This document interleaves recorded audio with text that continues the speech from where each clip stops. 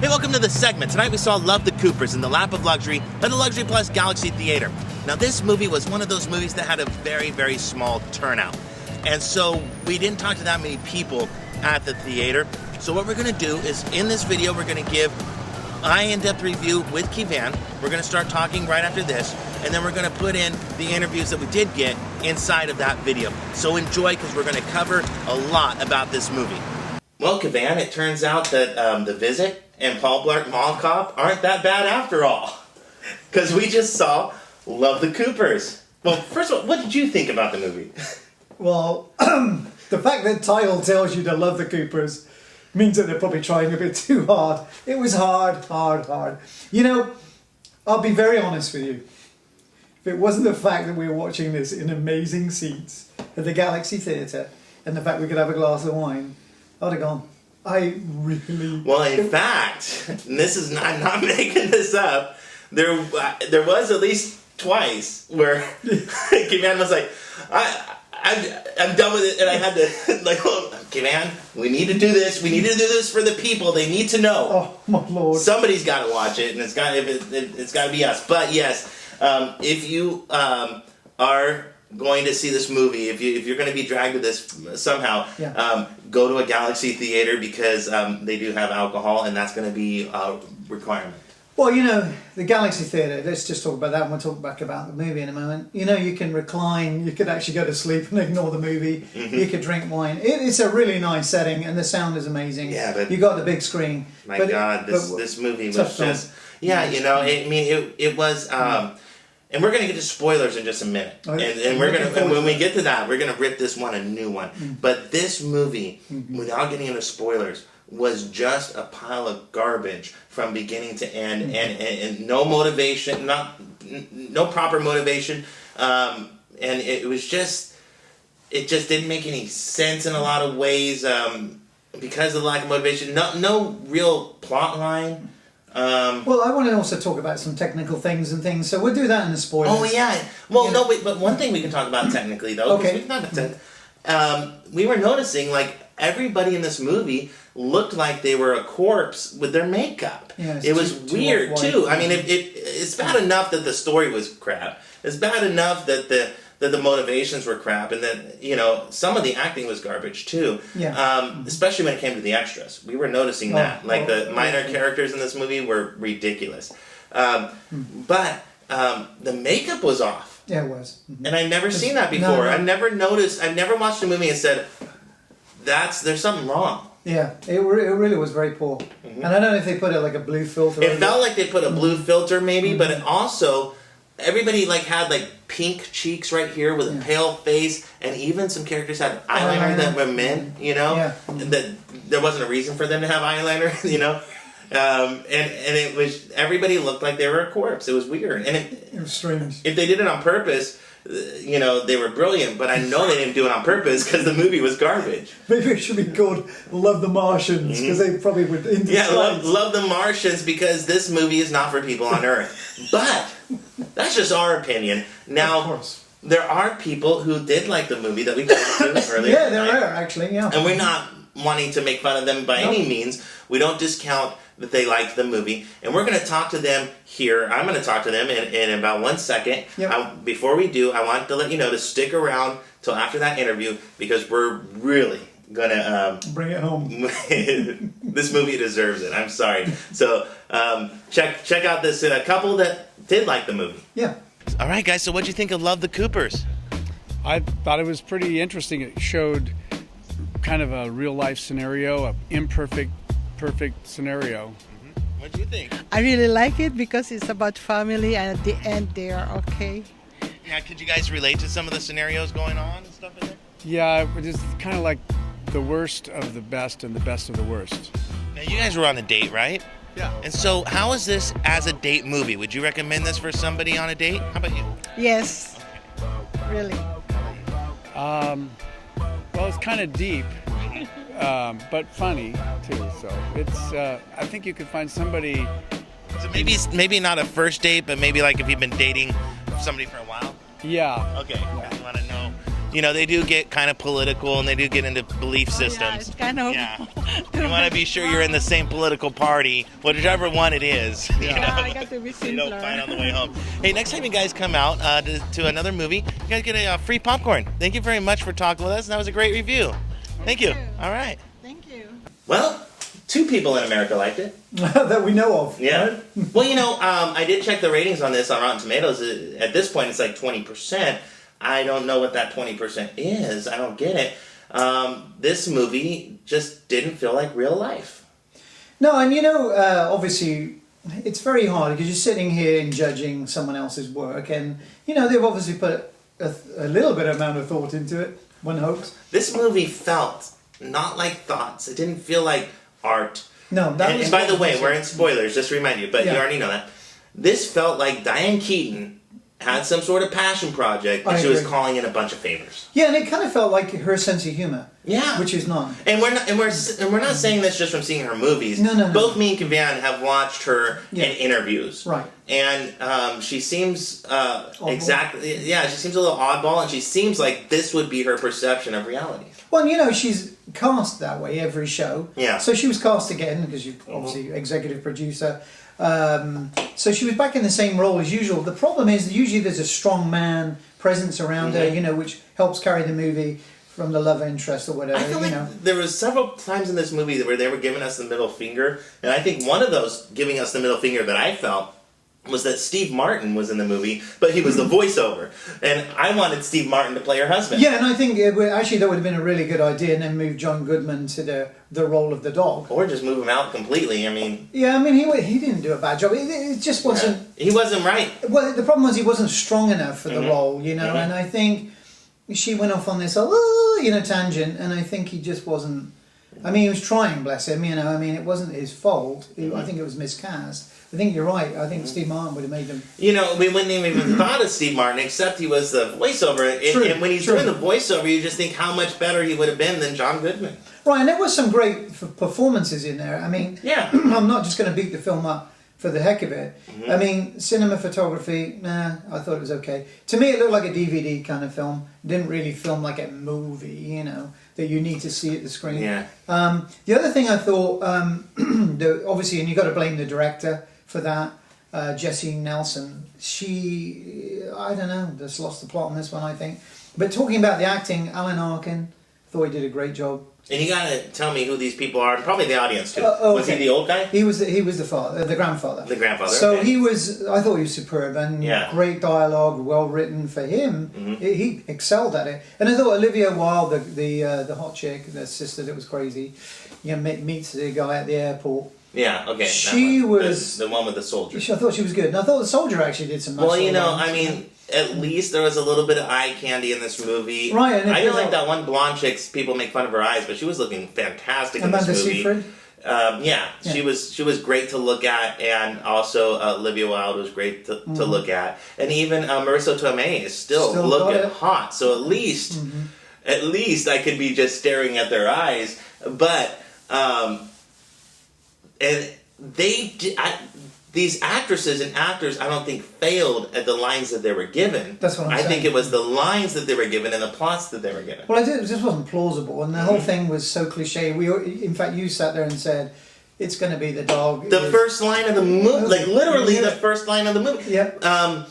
I heard the first line of dialogue and I said, "Oh, that's Steve Martin." And Kavan was like, "Is it?" And so I listened again. I went on my phone real quick and I'm like, "Yeah, it's Steve Martin." And then they show the dog. The first time they show the dog, I'm like, "Oh, Steve Martin's the dog." Exactly. And I guess that was the big twist. And we knew that she was going to bring him home. Yeah. It was so obvious. Yeah. It was, Oh yeah, the soldier. the boyfriend. The soldier. There was called one it. point where they were drinking McDonald's, which obviously was a sponsor of the movie. Yes. And there was one point where she was about to say something, and I turned to Kavan and I said, "Why don't you come home and pretend to be my boyfriend?" And it wasn't that point. It was like another. They Yeah. dragged it out for another 15 or 20 minutes, and then she said that, and I'm like, obviously that's where this is headed. Yeah, it was an interesting film. And then Ed Helms, I wasn't impressed with him. He was the one that lost his job. He was. I think he was flimsy, completely miscast, and also Yeah. what was miscast in this movie. And like I said, once they were cast, they did the best they could do. Oh, I agree. But there was several people miscast. Number one was that guy, because I think he was a little bit too old. He was. He seemed to be He old. seemed to be too old to be in that generation Yeah. with the other siblings.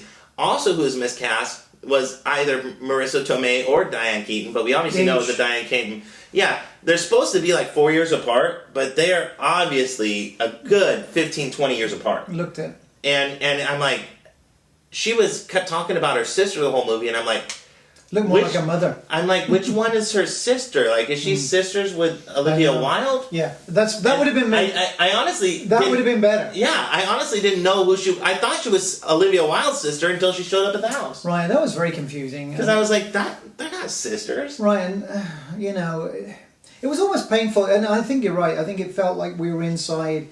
We fell down the rabbit hole, and we were in the world of Diane Keaton. You know what? And I think Diane Keaton cast Marisa Tomei as her sister because Diane Keaton wants to look younger or something. I think Diane Keaton was trying to look younger, not make Marisa Tomei look older. She was pretending to be 53, because I think Marisa Tomei, I didn't check this before we went on, but I think Marisa Tomei is either in her late 40s or very, very early 50s. And so I think Diane Keaton was pretending to be 55. But I want to say something right there, I'm all for putting older people into Hollywood. I think it's a great move, and I'm fed up of all these youngsters everywhere. And by the way, the kids in this film suck. Like the little tiny kids. Oh, they were awful. The grandkids. Terrible. Or great-grandkids. I don't know whose kids they were, but really, they shouldn't have been cast in the film at all. So I like to see the older actors in there and actresses, but if you're going to do it, you've got to do it right. And in fact, they did it right. Yeah. Just the other day with that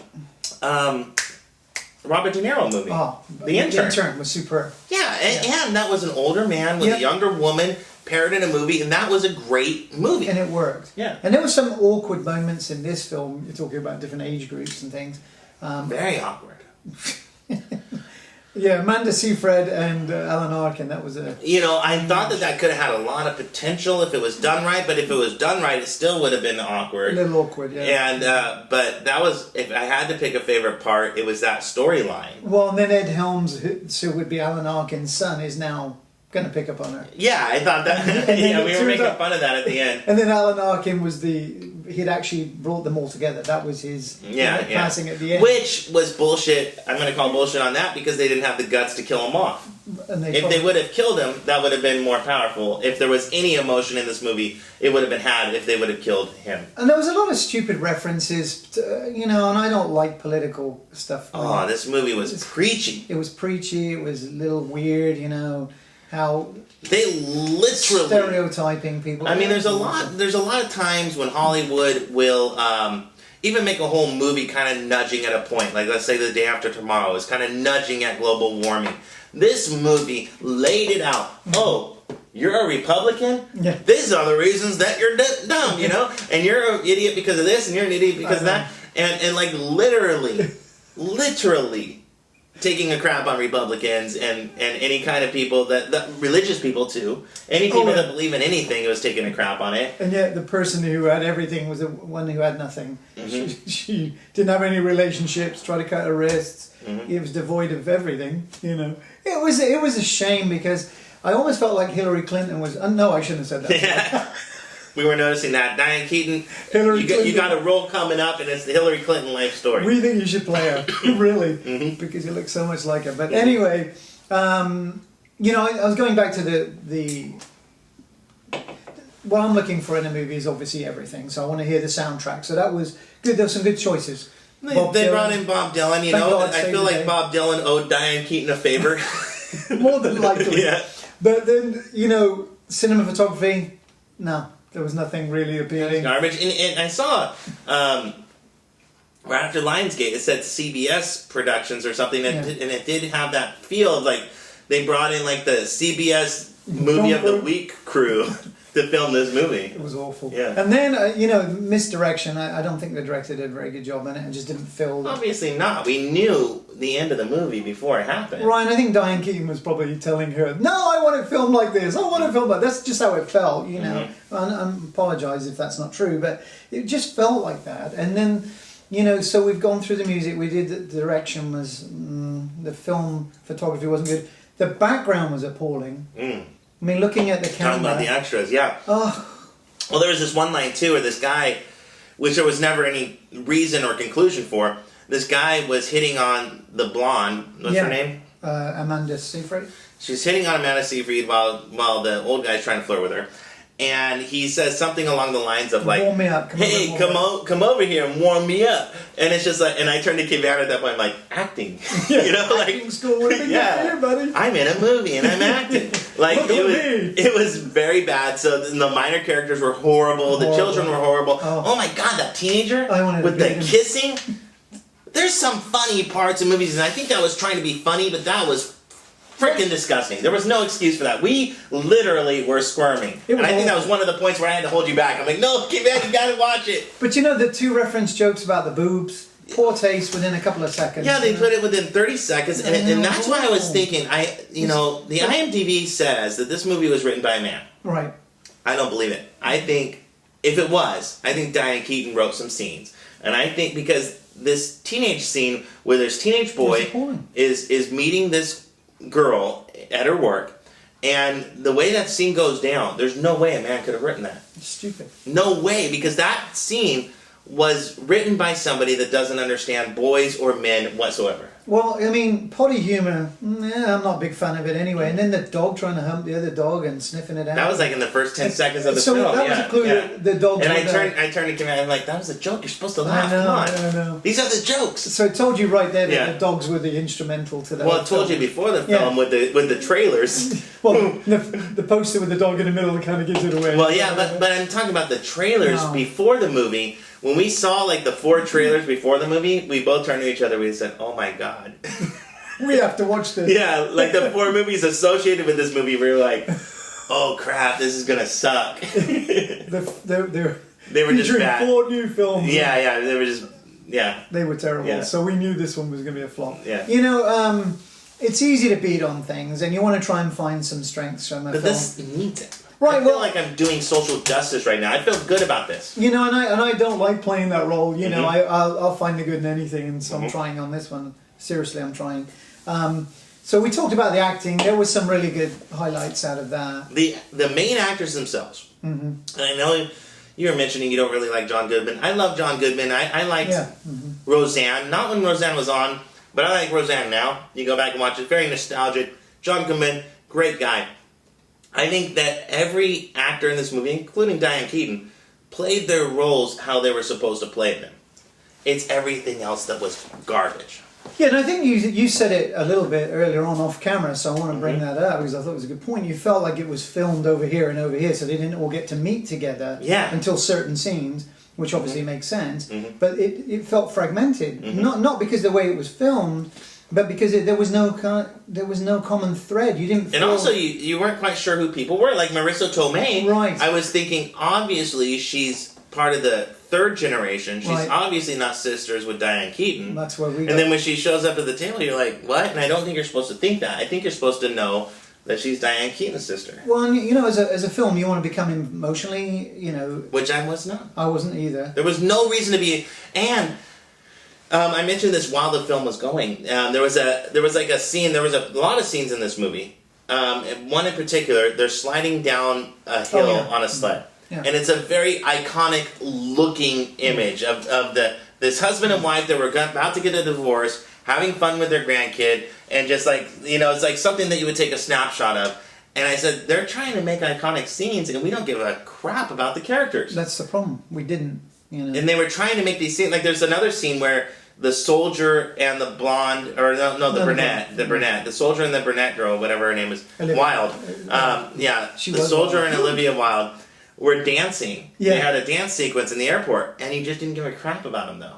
No, the problem with that whole film was that it just didn't gel, and you didn't feel like it was a real family. There's been other efforts like this, and I love Christmas films, and you know, The Holiday and films like that. Let's put something straight too. If somebody's watching this far and still disagrees with us, let's each list 3 romantic comedies we actually do like, so they know we're not just haters on romantic comedies. Oh, no. Yeah, actually, one of the films that allegedly he wrote was P.S. I Love You, right? There's nothing wrong with that film. And I'm going to throw out there When Harry Met Sally. I love that. And I mentioned, what did I just say a moment ago? He wrote The Holiday. I thought that was a great film. And I'm going to throw out there once again too, Father of the Bride. Love right? it. Yeah, and actually, and that's with she was in that. Yeah, exactly. So I mean, we're not just like we're not just like two guys that were just laughing at a romantic comedy. This movie was garbage. No. I mean, I like romance, and actually, I even said to you, did you bring the tissues? Because I was pretending to cry. There was no emotion involved. I didn't get no buy-in. Let me tell you something. You know? If Sleepless in Seattle is, if I'm flipping through the channels at 1 a.m. and Sleepless in Seattle's on, I'm going to watch it. Yeah, me too. So I'm not, we're not just like pooping on romantic comedy genre. Not if we all. see a good one together, right, we're going to let people know it's a good one. This is not that movie. Yeah, I mean, and the couple that were on the date that we filmed, I think they also alluded to it wasn't the first date kind and that's because of the political and religious implications of it. It was a little strange. I didn't know who you were going to. Yeah, all of a sudden, they're trying to tell these half-hearted, fragmented stories, and then all of a sudden they get straight in your face. Like the one thing you know about this movie is the political motivations of it. That's the only one thing that was clear. Everything else, you were like scratching your head the whole time. It was all over the place. It was very fragmented. So, at this point, do you want to rate it? Yeah, I do. Okay. It's unrateable. No. I actually very generously gave it 2 out of 10. Okay. And that's because of the good acting that was in there. Other than that, I'm going to give it a straight F. He does numbers, I do letters. Yep. So out of F to A, I give it an F, and out of 1 to 10, you give it 2 to 10. Yeah. It was painful. I'm sorry. I cannot recommend this movie to anybody in the world besides maybe Hillary Clinton herself. I wanted to actually talk. You talk about politics, and I just want to go back to that for a second. In England, it's called a different movie. It's not actually got the same name. It's called Love the Coopers here, right? And it's called Christmas with the Coopers in England. Notice they didn't have Christmas in the American title, which is kind of interesting. And you know what? There's a lot of things going on right now with Starbucks cups, and there's always like people always in America, always hating on when people say Happy Holidays and stuff. Right. I think obviously if it's called Christmas with the Coopers overseas and Love the Coopers in America, that was obviously a conscious choice not to put Christmas in the title. Yeah, and it'll probably people go and watch it because they like Christmas films like me. I was just telling him when he found that out, I said if they called it Christmas with the Coopers, I think they would have had more people go to see it. Right, as it was because then you would have brought in that extra crowd of like, a Christmas comedy. Yeah, let's go see it. And then they would have been disappointed once they got there, but you still could have gotten them to buy the ticket. And they didn't have enough Christmas music. Yeah, that's another thing. That was weird too. If you're going to watch a Christmas movie, then make it about Christmas. And have lots of Christmas songs. And that was the only thing they had a little bit right in them. But then when they went straight into like straight up hardcore Bob Dylan. I mean, not Bob Dylan rock and roll, but hardcore Bob Dylan fan songs. Exactly. Where you're like, that's not Christmassy. No, exactly. And so I think all around it just absolute flop for me. Sorry. Well, that's what we had to say about it. Sorry to what's the writer's name? What's the director's name? Sorry, guys, but honestly, I know that we haven't done anything that big before, and you're probably going to make a couple $1 million, but that was crap. I'm sorry. He actually wrote P.S. I Love You, which is ironic because I like that movie, and then he wrote this. Which I don't know. I'm blaming the director, and I reckon. I blame Diane Keaton solely, and I have no proof to back that up, but. From my perspective, that was Diane Keaton trying to think what real people act like. Well, the Mad Hatter and her got together and made a movie. Something like that. It really felt like somebody that had no clue of what real humans act like wrote a movie and made it. And then put a filter over it and did everybody's makeup all fucked up. Like if it wasn't bad enough. You're looking at a bunch of corpses in the whole movie with eyeliner, and it was just. If you think of the cast of that actual. And then the very very last part of the movie, which was supposed to be heartwarming, just before we sign off, was when the soldier and the brunette Wilde, when Olivia Wilde and the soldier really decide finally they're gonna be a couple, and I turned to Cabana and I said. Now that's the kind of girl you marry if you want to lose half your shit. Because Jesus Christ. Slash your wrist. The sequel is their divorce trial. But anyways, thank you for watching. This has been Blue Number Media. Subscribe to us here on YouTube, where we do all sorts of videos all the time. We have a dating show going on. We have a food show going on. Yep. We have celebrity interviews and man on the street interviews. Lots of stuff coming up. Blue Number Media on YouTube, bluenumbermedia.com, and we'll be back next week with another movie review. Yeah. Okay, and really quick, we are back right now. We've never done this before, but we just finished the episode, and we thought about one more thing that we were going to talk about, and this is major, and if you watched it this far, congratulations, and you deserve to have the movie just crapped on just a little bit more. Absolutely. Good man. Well, the whole point of the film, the breakup between John Goodman and his wife at that point, was about a vacation. Mm-hmm. To go to Africa. That doesn't make any sense. Like a 1 or 2 week vacation to Africa? That's what you're going to argue about for 30 years? I know. It's crazy. What? That's ridiculous. And we thought of something. We did. After thinking about how freaking ridiculous that concept was, to have any person, let alone a wife, be so pissed off about going on a safari to Africa, get real, that doesn't even make any sense, with no motivation either. It's not like she was deathly afraid of flying or afraid of getting malaria. Just no sense whatsoever. Just fucking Africa. I don't want to go to Africa, right? That was her whole motivation. So we thought, here's how the movie could have been better. I think so. And not we, this was me. I mean, I gotta take the credit for this one. No, you should. He should have been like a Christian Republican. John Goodman should have been a Christian Republican. Going on a mission. Yeah, and he should have, for 30 years, he should have been asking her to be a missionary to Africa. And that would have had a lot more significance in that Soldier with Olivia Wilde story. Right. And that movie would have actually made sense. Yeah, because then she would have been saying, oh, my dad's this hopeless guy, he always wants to go away. Yeah, you're like my dad, you're like a Republican. Right, you know? Exactly. And then, that would have been... And that would have made sense for Diane Keaton to not want to go. Right, exactly. But because, like, who doesn't want to go on an African safari? Nobody. Everybody wants to go on an African safari. And even if you don't want to go, you'll tolerate one, right? Exactly. After maybe 15 years of bitching about it, you'll tolerate an African safari, even if you don't want to go. But to become an African missionary, that's something you can fight for, you know? Well, the other thing was that obviously it was an intimacy issue between them. They weren't intimate anymore. So what the hell, if they'd gone to Africa, it would have made the wedding better? Hell no. So, but the other thing that we were talking about was that the army guy and Wilde, oh, she was Wilde. Mm-hmm. Yeah, that would have had a bit more of a storyline. It would have been more reasonable when they went to the Christmas thing that John Goodman's pallying up with him. Yeah. The mother's siding with her. Yeah, they could have had like this fun little dynamic of like she hates her father but loves her mother. Right. You know, this kind of deal. They could have done it. It would have actually been some sort of semblance of a plot. Plot, there you go. But anyways, but they did have. They were going to go for an Afghani coffee or something. What was it? Nairobi coffee or something at the end. Remember? I just remember McDonald's coffee. No, when he said like they made real sure that the McDonald's coffee was in the shop. He said that he'd lost his job and so they couldn't go away basically. But we can go and grab. Oh yeah, like something like an Ethiopian place with people in costume. Yeah. Which the same ending would have been great if he would have wanted to be a missionary instead of just wanting to take a fucking vacation.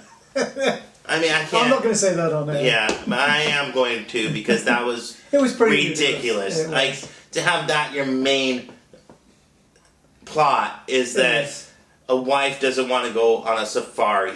That's ridiculous. Well, it just proves how bad this film was that we came back to the table. Yeah, I mean, we were done.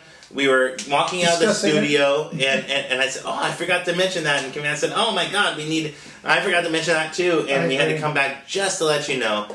Just one more reason this movie's crap. There you go. Anyways, all right. Well, cheers one more time. Slanger. But and you know what?